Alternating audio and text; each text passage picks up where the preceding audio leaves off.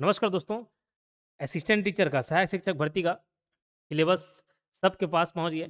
एक मुहर लग गया और यकीन मानिए, जो नॉर्मल व्यापम के एग्ज़ाम होते हैं, जो सीजीपीएससी प्री का एग्ज़ाम होता है, उसके सिलेबस से बड़ा सिलेबस है। कैसे वो मैं बता देता हूँ, उससे ज़्यादा आपको पढ़ना पड़ेगा, उससे ज़्यादा कंटेंट आपको पढ़ना पड़ जाएगा और कैसे वो सामने मैं प्रूफ़ के साथ आपको बताऊँगा। सिलेबस तो सामने है ही, मैं भी अपने पास रखा ही हूँ। लेकिन हम डिस्कशन सिलेबस बड़ा हो, छोटा हो, उससे लेना-देना नहीं, डिस्कशन आज इस बात पर करेंगे कि सिलेबस हम कम टाइम में कवर कैसे करें। जितने भी महीने हमारे पास हैं, जितने भी दिन हमारे पास बचे हैं, उसमें कैसे इतने बड़े सिलेबस को और सिर्फ़ पढ़ने की बात नहीं है, पढ़ तो लेंगे एक बार, याद नहीं रहता है और एग्ज़ाम निकालने के लिए सिर्फ़ पढ़ना ज़रूरी नहीं है, वो पढ़ा हुआ याद भी रहना तो ज़रूरी है। तो आज ये 5 मिनट सेशन में इसी सिलेबस पर डिस्कस करूँगा, ज़्यादा समय नहीं लूँगा आपका, ठीक है? और मेरा परिचय ऑलमोस्ट अब 2,70,000 के आस-पास का परिवार है, सभी जानते हैं योगेश साहू और व्यापम में काफ़ी अच्छा हम रिज़ल्ट दिए हुए हैं। लेकिन हाँ, शिक्षक भर्ती से संबंधित जो नए बच्चे हैं, वो शायद हो सकता है परिचित ना हो। तो बाजू में पूरा इंट्रोडक्शन दिखा ही होगा आपको। विभिन्न एग्ज़ाम्स निकाले हुए हैं, लेकिन ये सिर्फ़ आपको कॉन्फिडेंस दिलाने के लिए होता है, ठीक है? कि हाँ, जो बता रहे हैं भैया उसमें उनके बात में वज़न होगा, दम होगा, ठीक? और ये व्यापम पीएससी के एग्ज़ाम में तो है ही, उसके अलावा नेट भी मेरा क्लियर है, ठीक है? और मैं आपको शिक्षक और सहायक शिक्षक भर्ती के लिए भी तगड़े तरीके से तैयार करूँगा, ठीक है? क्योंकि हमारा उद्देश्य इस फ़ील्ड में हमारा उद्देश्य पैसा कमाना नहीं है, यकीन मानिए। किसी भी दूसरे अन्य कोर्स आप देखेंगे, हमारे ही क्लासेस के अदर कोर्सेज़ आप देखेंगे 30 6,000 7,000 इस तरीके का रहता है, लेकिन सहायक शिक्षक भर्ती की फ़ीस हमने रिड्यूस करके सिर्फ़ और सिर्फ़ ₹999 रखा हुआ है, ठीक है? यानी कि ₹999 में आपको ये कोर्स अवेलेबल हो जाएगा। उस पर भी अगर आप ये कूपन कोड अप्लाई करते हैं सुपर 20 तो केवल 20 स्टूडेंट के लिए और ऑफ़र है। एक्स्ट्रा 20% इसमें और ऑफ मिल जाएगा सुपर 20 में। क्लियर है? बाकी सीधे मुद्दे पर आते हैं। अब देखो मैं कैसे आपको क्यों ये बोला कि इसका सिलेबस नॉर्मल व्यापम के एग्ज़ाम से भी बड़ा है। नॉर्मल व्यापम के एग्ज़ाम में आप क्या पढ़ते हैं? मैं आपको दिखाता हूँ। ठीक है। नॉर्मल व्यापम के एग्ज़ाम में आप मैथ्स पढ़ते हैं, ठीक है? आप रीज़निंग पढ़ते हैं, ओके। उसके अलावा सब्जेक्ट रहता है तो इंग्लिश और हिंदी हो जाता है। उसके अलावा आपका इंडियन जीके अलग से सेक्शन रहता है, ध्यान रखना अलग से सेक्शन। फिर आपका छत्तीसगढ़ जीके रहता है, फिर आपका कंप्यूटर रहता है और एक करंट अफ़ेयर्स रहता है। और करंट अफ़ेयर का सबसे कम सिलेबस रहता है, वो थोड़े समय में हो जाता है। इतने सारे सब्जेक्ट्स आपको देखने को मिलते हैं। अब आप इस पाठ्यक्रम पर नज़र डालें सिलेबस तो मैथ्स है? जी बिल्कुल। रीज़निंग है? जी बिल्कुल इधर देखने को मिल जाए। इंग्लिश है? जी बिल्कुल, ये अंग्रेज़ी।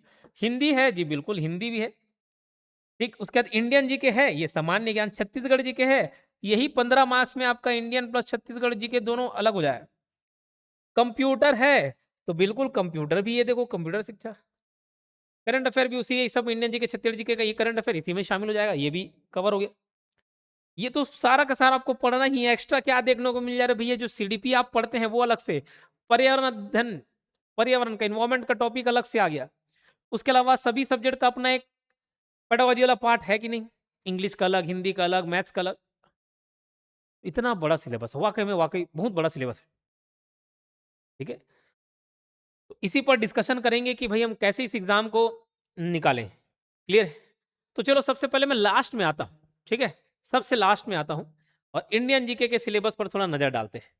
इंडियन जी जो सामान्य ज्ञान है, जनरल स्टडीज़।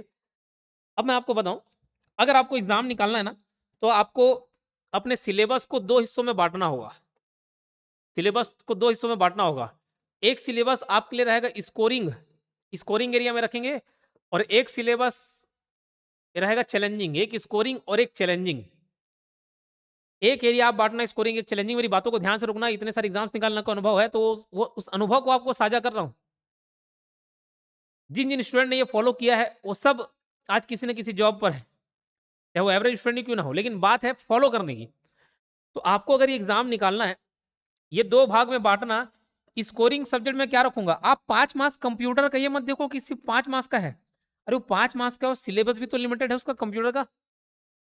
2 दिन में बैठ के आप उसको निपटा देंगे। पहले पढ़े हुए तो 1 दिन में रिवीजन कर देंगे और एकदम कुछ नहीं जानते, एबीसीडी नहीं जानते कंप्यूटर का, फिर भी 7 दिन का सिलेबस है।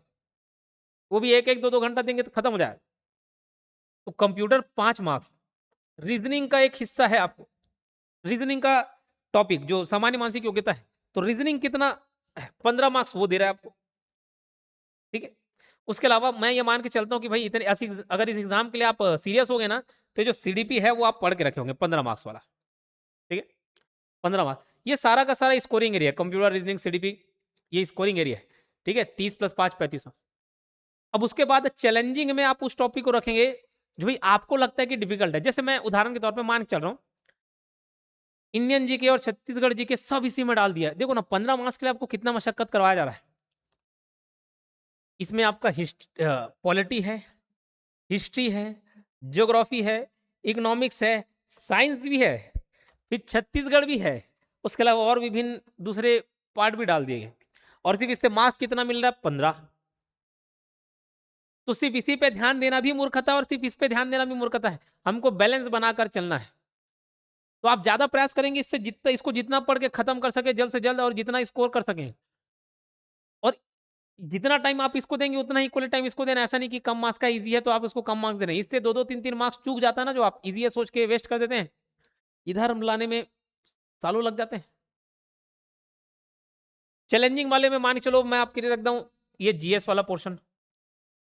अब कुछ के लिए हो सकता है भैया हिंदी स्कोरिंग वो एरिया हो, हिंदी पे अच्छा पकड़ है सर, हिंदी एक बार पढ़ूंगा तो हो जाएगा, तो हिंदी को आप यहाँ पे रख लो 15 मार्क्स का, 15 मार्क्स की हिंदी। कुछ के लिए बोलेंगे सर नहीं हिंदी नहीं है अंग्रेजी है, तो इंग्लिश इंग्लिश को रख दो। कुछ के लिए हो सकता है मैथ्स इधर है, मैथ्स स्कोरिंग एरिया हो सकता है। तो ये दो हिस्से में आप बांट के चलिएगा, एकदम यकीन मानिए 2 हिस्से में बांट के चलिए। एक हार्ड वाले को भी पैरेलली चलाते चलिए और जो स्कोरिंग एरिया उसको पढ़ते ही चलिए, ठीक है।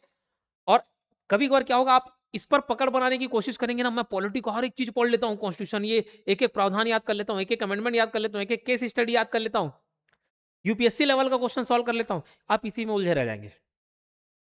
और ये बहुत काम की बात आपको बता रहा हूँ, आप इसी में उलझे रहेंगे। आप इसमें मास्टरी भी कर लेंगे ना, मास्टरी भी कर लेंगे, पॉलिटी हिस्ट्री एकदम मास्टरी कर लेंगे, पॉलिटी ही पढ़ लिया आपने, ये 5-6 महीने लग जाता है दोस्त, क्या बात कर रहे हैं आप इसमें, 5-6 महीने लग जाते हैं इसको डीप में पढ़ाने।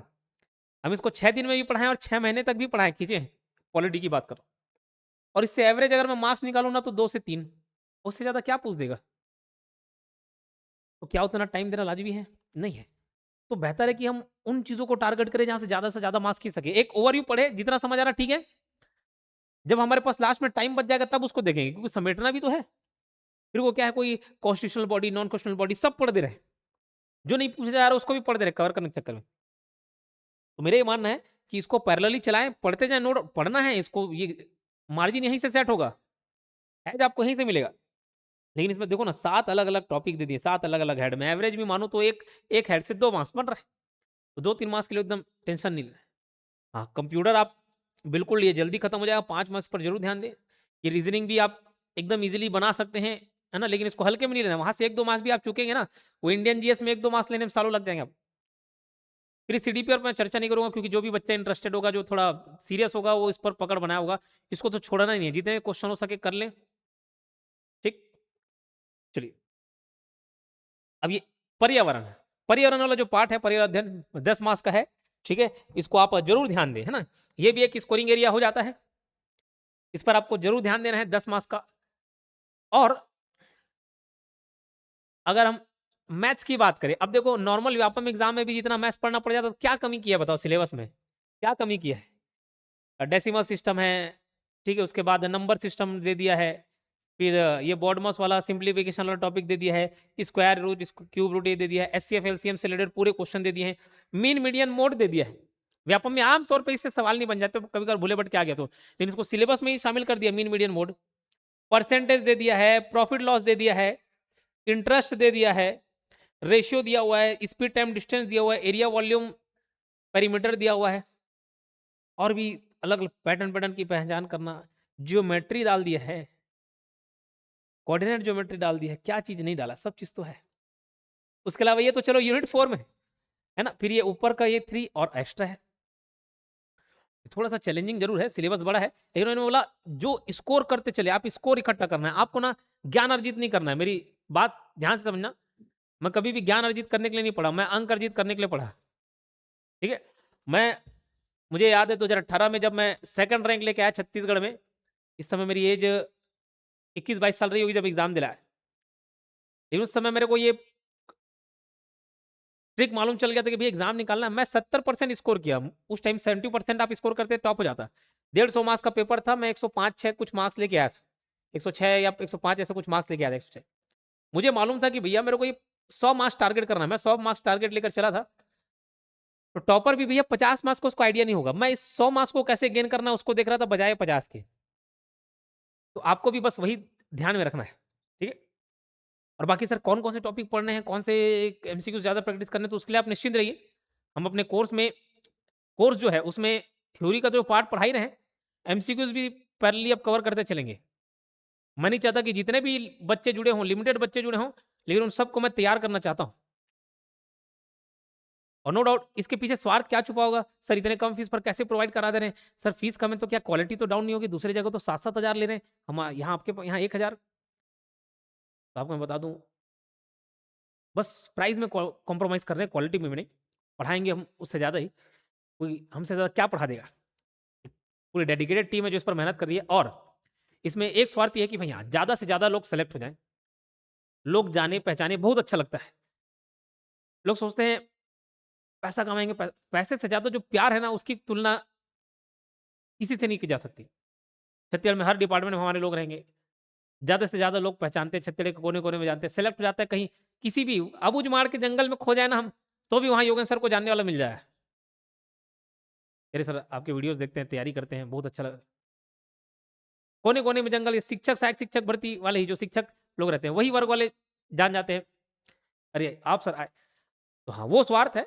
चाहते हैं कि ज़्यादा से ज़्यादा बच्चे सेलेक्ट हों, तो हम बेशक इस पे बहुत ज़्यादा मेहनत करेंगे आपके लिए, ठीक है? तो सेशन जो है लाइव प्लस रिकॉर्डेड दोनों होने वाला है। टाइमिंग मैं आपको बता दूँगा और वो कूपन कोड ज़रूर अप्लाई करें। लाइव अगर छूट भी जाए तो आप वो रिकॉर्डेड सेशन देख सकते हैं, उस पर आप काम कर सकते हैं, ठीक है? तो चलिए मिलते हैं नेक्स्ट वीडियो पर। देखिए सिलेबस मैं फिर से बता दिया, हिंदी में भी आपको वैसे ही मिलेगा, हिंदी में भी सारा पूरा ग्रामर पोर्शन डाल दिया है। अच्छा इंग्लिश में तो ये कॉम्प्रिहेंशन ये सब भी डाल दिए। आम तौर पर कॉम्प्रिहेंशन वाला पार्ट आप देखेंगे नॉर्मल एग्ज़ाम्स में नहीं होता, लेकिन थोड़ा-सा वास्ट सिलेबस ही है, ठीक है? तो इसको आप ये ओवरव्यू देखें, कोशिश करें जहाँ-जहाँ से आप मार्क्स गेन कर पाएँ, वो सबको पकड़ें, है ना? और उस पर काम करना चालू करें। एक स्कोरिंग एरिया पे काम करते चलना है पैरेलली और एक चैलेंजिंग एरिया पर, दोनों पैरेलली चलाना है। अगर आप दिन के 4 घंटे निकाल रहे हैं पढ़ने के लिए तो 2 घंटा स्कोरिंग वाला, 2 घंटा चैलेंजिंग वाला। और ध्यान रखना रिवीजन इज़ मस्ट, रिवीजन आप करते चलिए। और मैं बता दूँ चलो टेस्ट सीरीज़ भी लॉन्च कर दिया हमने, टेस्ट सीरीज़ भी आप परचेज़ कर सकते हैं। और एप्लीकेशन का नाम तो आप जानते हैं योगेंद्र साहू क्लासेस, ठीक है? योगेंद्र साहू क्लासेस एप्लीकेशन है। ये गूगल प्ले स्टोर से आप डाउनलोड करें, कोर्स, टेस्ट सीरीज़ सब परचेज़ करें, ठीक है? तो चलिए और कोई डाउट हो या किसी और टॉपिक पर वीडियो बनाना हो तो आप बिल्कुल हमें बताएँ, फिर हम इस पर आकर चर्चा करेंगे, ठीक है? और बहुत जल्द यूट्यूब पर भी आपको क्लास देखने को मिलेंगी। लाइव सेशन भी हम लेना चालू करेंगे कोर्स पे। मिलते हैं फिर इस वीडियो में, धन्यवाद।